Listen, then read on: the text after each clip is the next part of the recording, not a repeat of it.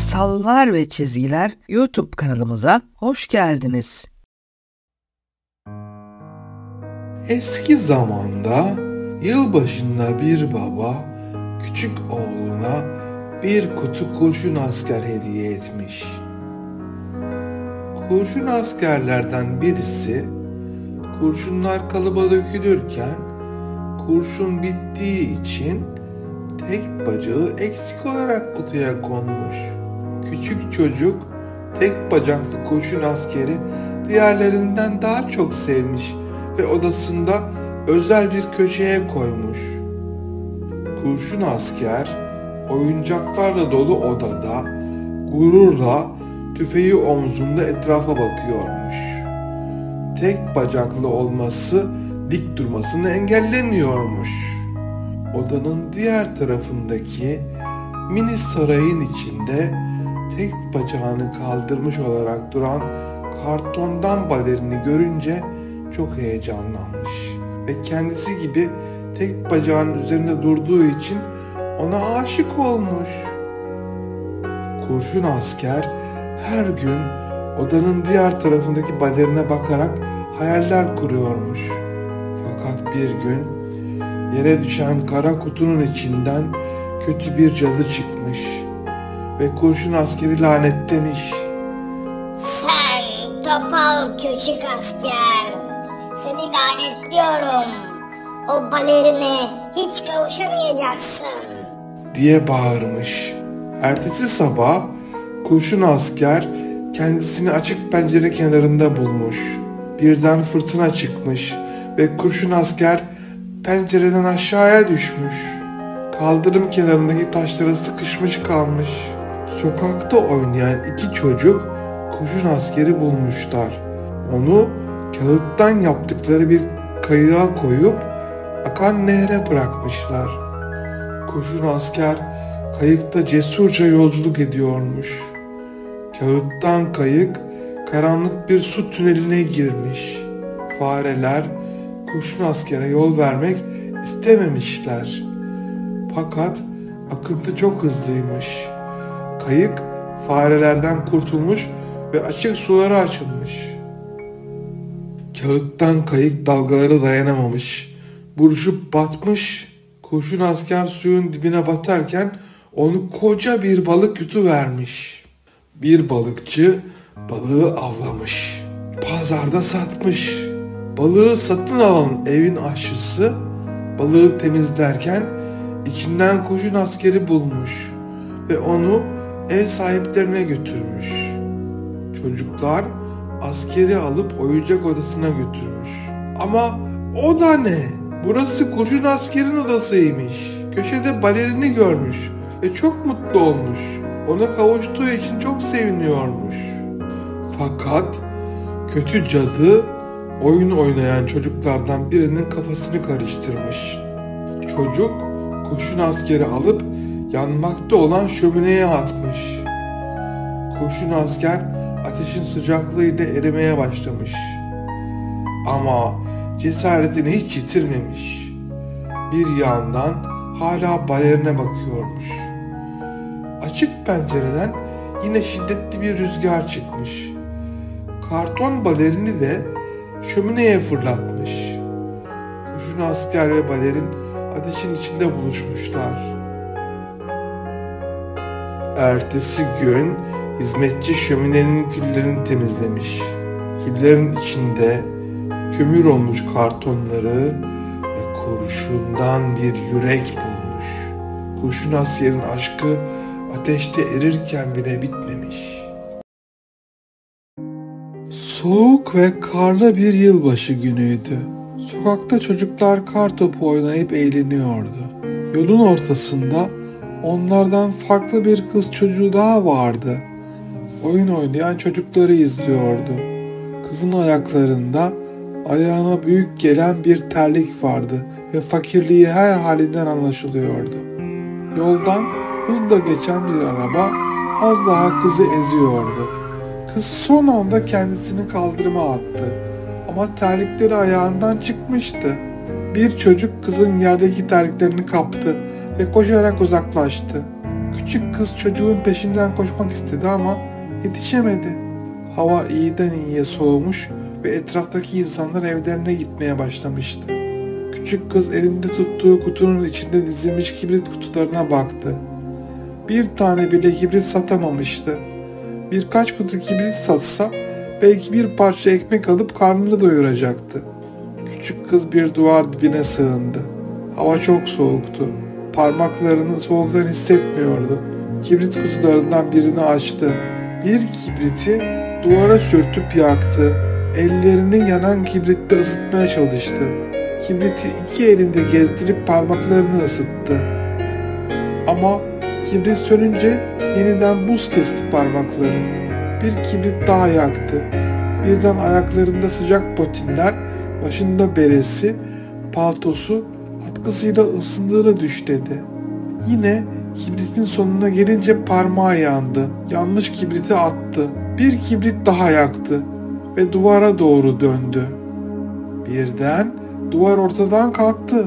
Harika bir yılbaşı sofrası onu bekliyordu. Masadaki etten bir parça kopardı. Tam ikinci parçayı koparırken kibrit yine söndü ve duvar geri geldi. Kız kibritleri yakmaya devam etti. Artık her kibritte daha büyük hayaller görüyordu.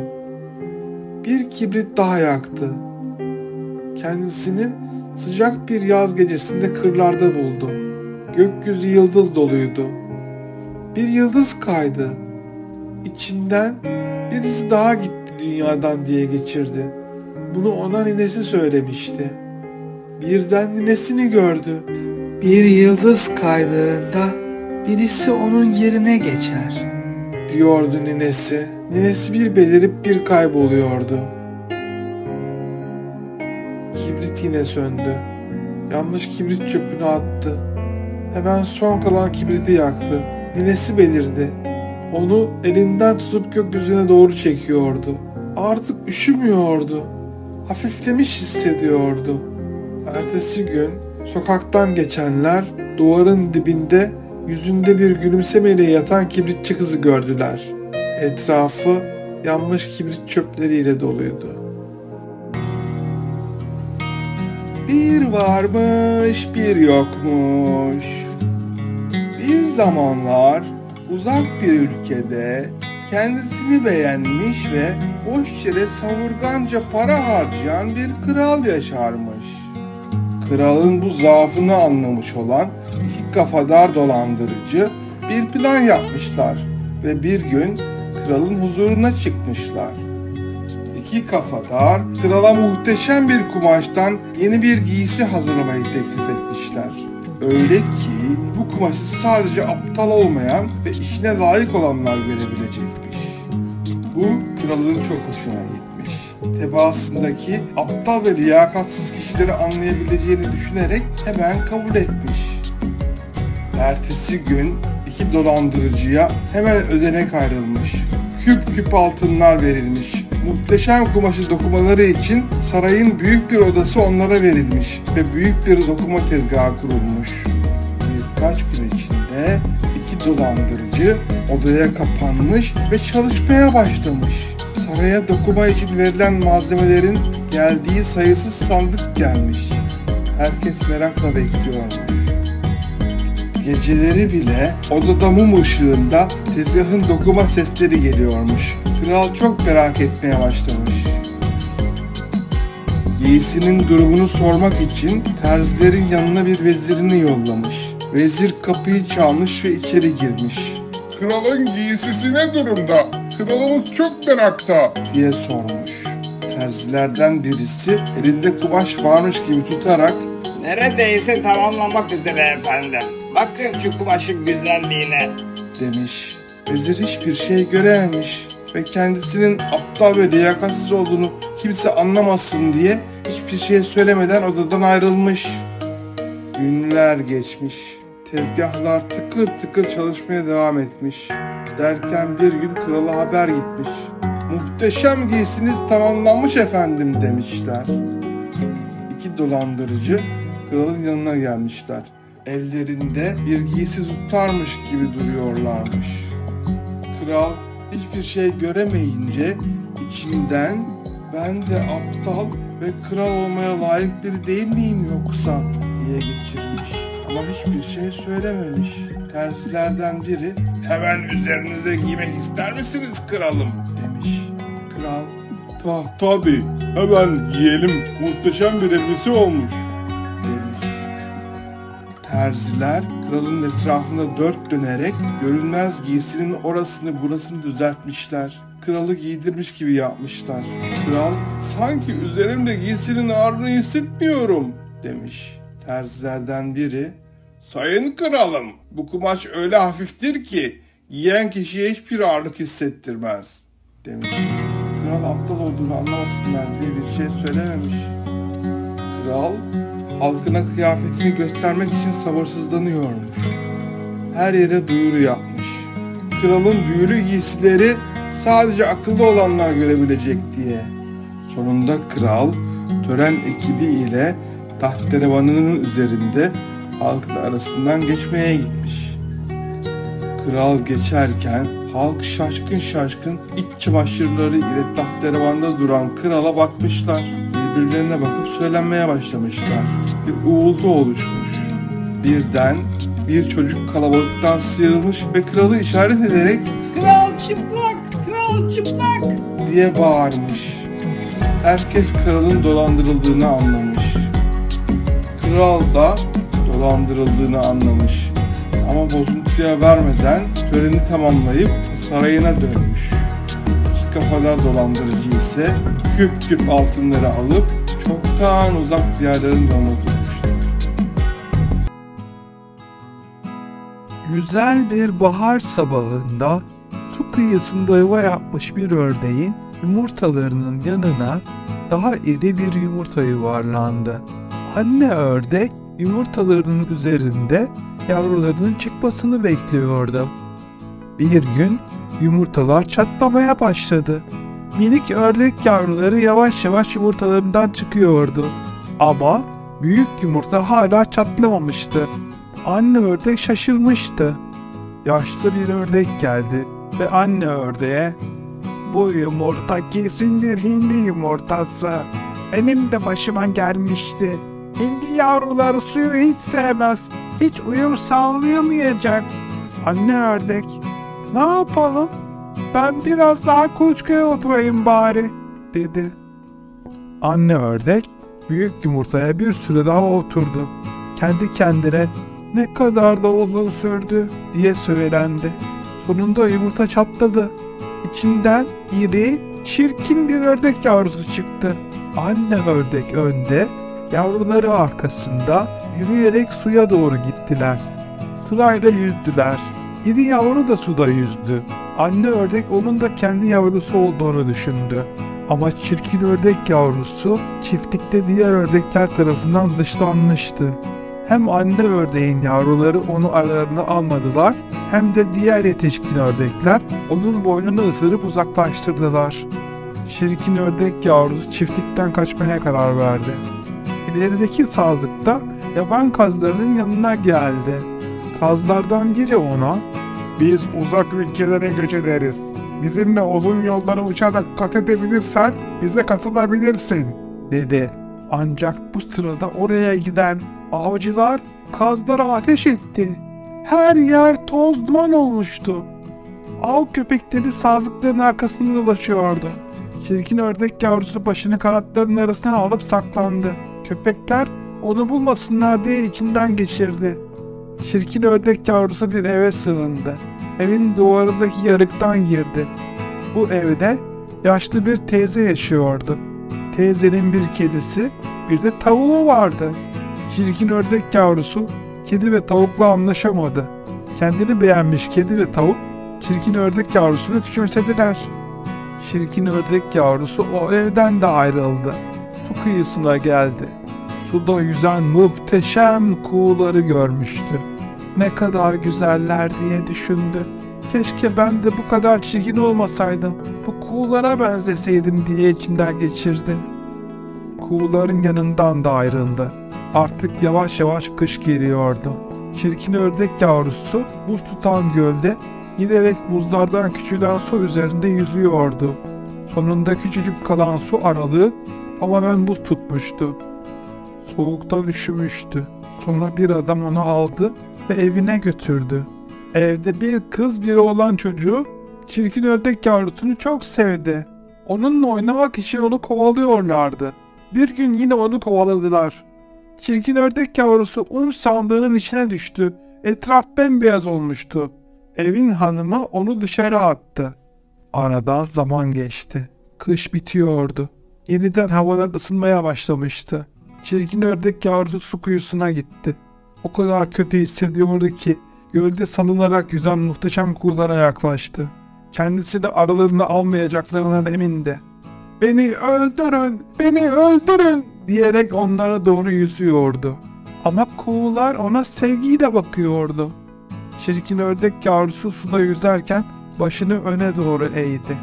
Sudaki yansıması muhteşem bir kuğu idi. O anda anladı. O tüm zarafetiyle bir kuğu idi. Birden içi umutla doldu. Demek ki başına gelenler hep bir ördek olmadığı içindi. Diğer kuğularla birlikte salınarak yüzmeye başladı. Su kıyısına gelen insanlar onları hayranlıkla izliyordu. Bir çocuk, "Bakın şu genç kuğu ne kadar da güzel salınarak yüzüyor," dedi. Bir zamanlar engin denizlerin altında derinlerde bir ülke varmış. Bu ülkenin kralı ve kızları sık sık birlikte sohbet ederlermiş. Kızlar yakın zaman önce anneleri kraliçeyi kaybetmişler. Deniz kızlarına babaanneleri denizin üzerindeki kara ülkeden bahsedermiş. O ülkede iki bacakları üzerinde yürüyen insanların yaşadığını anlatırmış.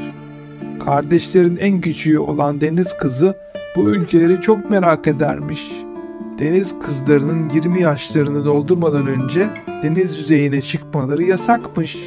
Küçük deniz kızı büyük ablalarının gezilerini onlardan dinlermiş. İlk fırsatta kara ülkesini görmek istiyormuş. Aradan zaman geçmiş ve artık küçük deniz kızı da 20 yaşına gelmiş. Bir gün denizin yüzeyine çıkmış. Bir tekne görmüş. Üzerinde çok yakışıklı bir prens varmış. Deniz kızı prensi görünce çok etkilenmiş. İçinde onunla tanışmak için çok büyük bir istek duymuş. Birden bir fırtına çıkmış. Prensin teknesi fırtınada alabora olmuş. Prens suların içinde çırpınırken kendini kaybetmiş. Küçük deniz kızı prensi kurtarmış. Kıyıya çıkarmış ve nefes almasını sağlamış. Prensin gözlerini açmasını bekliyormuş. Ama uzaktan birkaç tane insan kız belirmiş. Prense doğru geliyorlarmış. Küçük deniz kızı prensi bırakıp tekrar denize dalmış. Deniz kızı ülkesine döndüğünde o prensi bir türlü aklından çıkaramamış. Büyücüye gitmiş.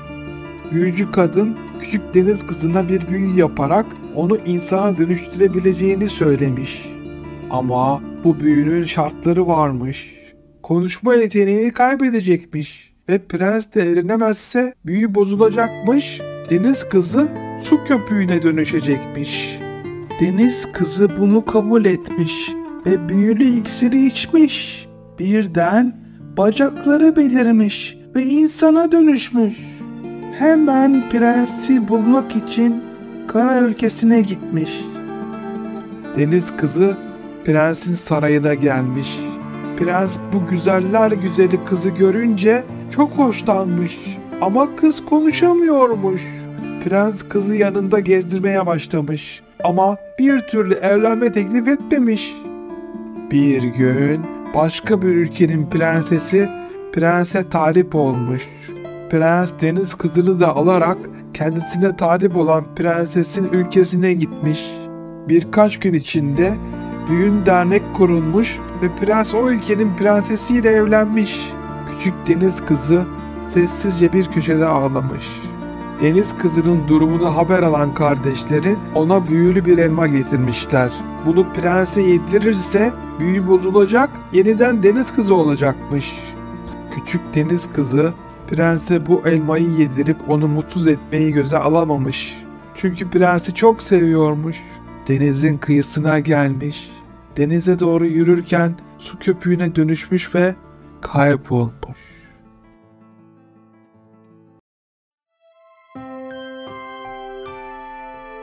Bir zamanlar uzak bir ülkede çocuğu olmayan bir kadın varmış. Kadın küçücük bir çocuğu olsun istemiş. Bir büyücüye gitmiş. Büyücü çocuğu olmayan kadına sihirli bir arpa tanesi vermiş. Senin derdine çare bu arpa tanesinde. Bu sıradan bir tohum değil. Özenle büyütmelisin demiş. Kadın tohumu ekmiş. Günler sonra tohum yeşermiş ve çiçek açmış. Çiçek yaprakları kapalı olarak duruyormuş. Çiçeğe yaklaşmış ve öpmüş. Birden çiçek bir gürültüyle açılmış. Çiçeğin içinde küçücük parmak kadar bir kız varmış. Kadın parmak kıza evinde bir köşe hazırlamış. Onun içinde yatması için yılalanmış bir ceviz kabuğundan yatak yapmış. Parmak kız burada yatıp uyumaya başlamış. Parmak kız eğlensin diye tabağın içine çok az su koymuş. Üzerine bir yaprak koymuş. Parmak kız bu yaprağın üzerine oturup at kılından kürekler ile tabaktaki suyun üzerinde geziyormuş. Bir gece parmak kız yine ceviz kabuğu yatağında uyurken açık pencereden içeriye çirkin bir kurbağa ana gelmiş. Parmak kızı yatağıyla birlikte almış ve yaşadığı bataklık ülkeye götürmüş. Parmak kızı kendisi gibi çirkin kurbağa oğluyla evlendirmek istiyormuş. Cevizden yatağıyla parmak kızı büyükçe bir nilüfer yaprağının ortasına koymuş. Kız o kadar küçük ki bu yaprak ona ada gibi gelecek ve kaçamayacak demiş. Sabah olunca parmak kız uyanmış. Kendisini gölün ortasında bulunca ağlamaya başlamış. Çirkin kurbağa ana gelmiş ve "Hazırlan, bugün düğünümüz var. Seni oğlumla evlendireceğim" demiş. Kurbağa damat da duraklayarak annesini onaylamış. Onlar gidince parmak kız ağlayarak bu çirkin kurbağa ile evlenmek istemediğini haykırmış. Göldeki balıklar bu feryadı duymuşlar ve parmak kızın üzerinde olduğu nilüfer yaprağının sapını suyun altında kemirerek koparmışlar. Yaprak birden üzerindeki parmak kız ile akıntıya kapılıp gitmeye başlamış. Parmak kız yeni şehirlerden geçmiş, etrafını izliyormuş. Bir kelebek yanına gelmiş. Parmak kız kelebeğe kemerini bağlamış. Kelebek uçarken parmak kızın üzerinde gittiği nilüfer yaprağı daha da hızlanmış ve parmak kız çok eğlenmiş. Bu sırada bir mayıs böceği parmak kızı görmüş. Onu yaprağın üzerinden almış ve yuvasına götürmüş. Parmak kız kemerini bağladığı kelebek oradan kurtulamayacak diye üzülmüş. Ama mayıs böceği bunu hiç umursamamış. Mayıs böceği parmak kızı çok güzel bulmuş. Ama oraya gelen diğer mayıs böcekleri parmak kızı insana benzediği için çirkin bulmuşlar. Parmak kızın bundan hoşlanmadığını gören mayıs böceği onu ormana bırakmış. Ormanda parmak kız kendisine otlardan bir hamak örmüş. Tüm yaz ve sonbaharı orada geçirmiş. Ama kış geliyormuş. Bir gün kar yağmaya başlamış. Parmak kız ormanda üşümüş, acıkmış, biçilmiş buğdayların olduğu bir tarladan geçmek isterken onu tarla faresi bir hanım görmüş. Parmak kıza "İstersen benim yanımda kışı geçirebilirsin.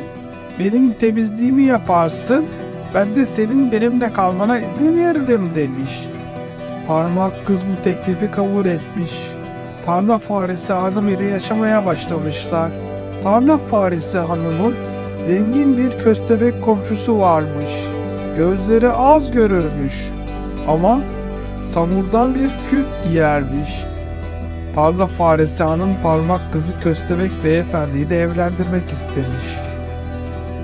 Bir gün Köstebek'i misafir etmiş. Parmak kız ile tanıştırmış. Köstebek'e isteğini bildirmiş. Köstebek de buna olumlu bakıyormuş. Ama parmak kızı incitmek istemediğinden onu zorlamak istememiş. Köstebek tarla faresinin yuvasına kendi yuvasından bir tünel açmış ve sık sık gelip gidiyormuş. Bir gün parmak kıza bu tünelden bana gelirken dikkat et. Tünelin bir yerinde öyle bir kuş var demiş. Bir gün tünelden parmak kız ile birlikte geçmişler. Tünelin bir yerinde bir tarafı kazıp bir oda açmış. Buradan karanlık tünele bir ışık sızmış. Parmak kız açılan odaya girdiğinde gerçekten burada yatan ölü bir kırlangıç görmüş. Kırlangıcın yanına gitmiş, onu okşamış. Bugünden sonra sık sık kırlangıcın olduğu odaya gidip onun gözlerini öpmüş ve sıcak otlarla onu sarmış. Bir gün kırlangıcın göğsünde bir ses duymuş. Tak, tak diye bir şey atıyormuş.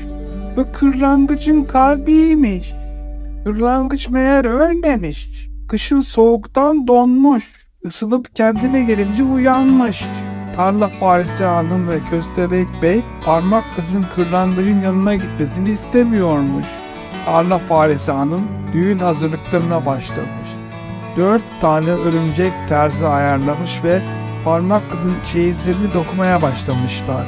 Parmak kız Köstebek ile evlenmek istemiyormuş ama tarla faresini üzmemek için bir şey diyemiyormuş. Ve bir gün kırlangıç iyileşmiş. Uzak ülkelere uçacağım. İstersen seni de buradan götüreyim demiş parmak kıza. Parmak kız tarla faresi hanıma bir şey söylemeden kaçmak istememiş. Kırlangıç uçmuş ve ayrılmış. Tam düğün günü geldiğinde parmak kız ağlıyorken kırlangıç gelmiş ve penceresini gagasıyla tıklamış.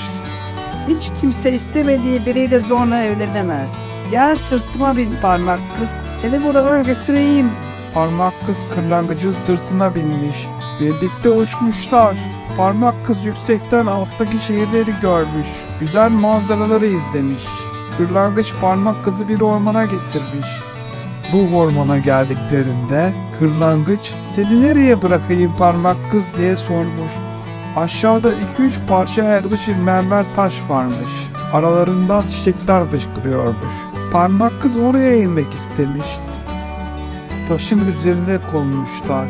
Birden taşın kenarındaki çiçeklerden birinin üzerinde küçük kanatlı bir adam belirmiş. Kırlangıcı görünce korkmuş ve geriye sıçrayıp bağırmış. Parmak kız bu adamı görünce birden onu çok yakın bulmuş kendisine.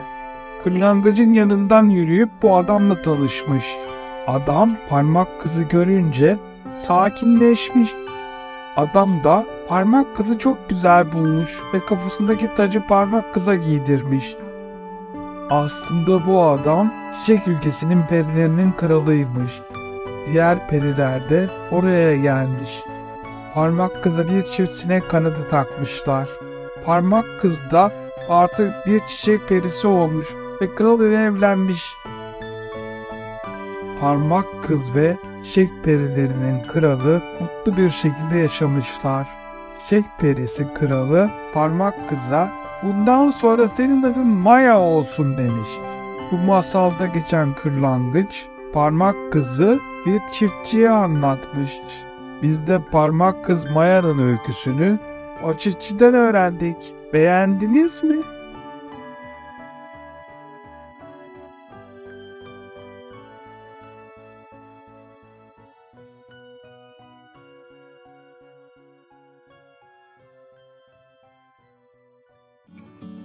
Bu kanalda izlediğiniz klasik Andersen masalları için hazırladığım illüstrasyonları derleyerek Türkçe ve İngilizce e-kitaplar olarak Play Store kitaplarda sundum. E-kitap nasıl indirilir veya nasıl satın alıp tablet cihazınızdan ya da telefonunuzdan okuyabilirsiniz biliyor musunuz? dijital kitaplarının indirme bağlantılarını bu videonun açıklama bölümünde bulabilirsiniz. Google Play indirme linkine tıkladığınızda kitabın sayfasına ulaşıyorsunuz. En güzel Andersen masalları dijital kitabımı indirip keyifle okuyabilirsiniz. İleride e-kitaplarımın promosyon ve indirimlerini takip edebilirsiniz. Görüşmek üzere.